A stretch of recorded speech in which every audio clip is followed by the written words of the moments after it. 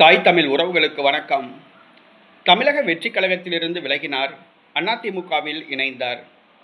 தமிழக வெற்றிக் கழகத்திலிருந்து விலகினார், அதிமுகவில் இணைந்தார் என்ற தலைப்பில் இந்த காணொளியை நாம் காண்கிறோம்.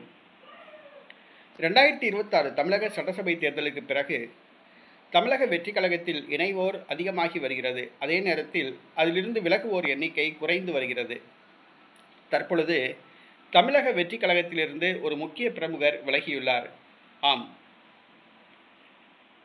2016 மற்றும் 2021 ஆண்டு நடைபெற்ற தமிழக சட்டசபை தேர்தலில் பாப்பிரெட்டிப்பட்டி தொகுதியில் அதிமுக சார்பில் இரட்டை இலை சின்னத்தில் போட்டியிட்டு வெற்றி பெற்றவர் கோவிந்தசாமி. 2026 ஆண்டு நடைபெற்ற தமிழக சட்டசபை தேர்தலில் இவருக்கு போட்டியிட வாய்ப்பு வழங்கப்படவில்லை. இதன் காரணமாக அதிருப்தியில் இருந்தார். 2026 தமிழக சட்டசபை தேர்தலில் அதிமுக படுதோல்வி அடைந்ததால் பாப்பிரெட்டிப்பட்டி தொகுதி முன்னாள் சட்டமன்ற உறுப்பினர் கோவிந்தசாமி அதிமுகவில் இருந்து விலகினார். தமிழக வெற்றிக் கழகத்தில் இணைந்தார். தமிழக வெற்றிக் கழகத்தில் இணைந்து ஒரு வாரத்திற்குள்ளாக தான் அரசியலிலிருந்து விலகுவதாக அறிவித்தார். ஆனால் ஒரு சில மாதங்கள் கழித்து மீண்டும் தனது தாய் கட்சியான அதிமுகவுக்கே திரும்பியுள்ளார். நேற்றைய தினம் கோவிந்தசாமி அவர்கள் எடப்பாடியை சந்தித்து மீண்டும் அதிமுகவில் இணைந்துள்ளார். அதிமுகவில் இருந்து பலர் தமிழக வெற்றிக் கழகத்துக்கு சென்றார்கள்.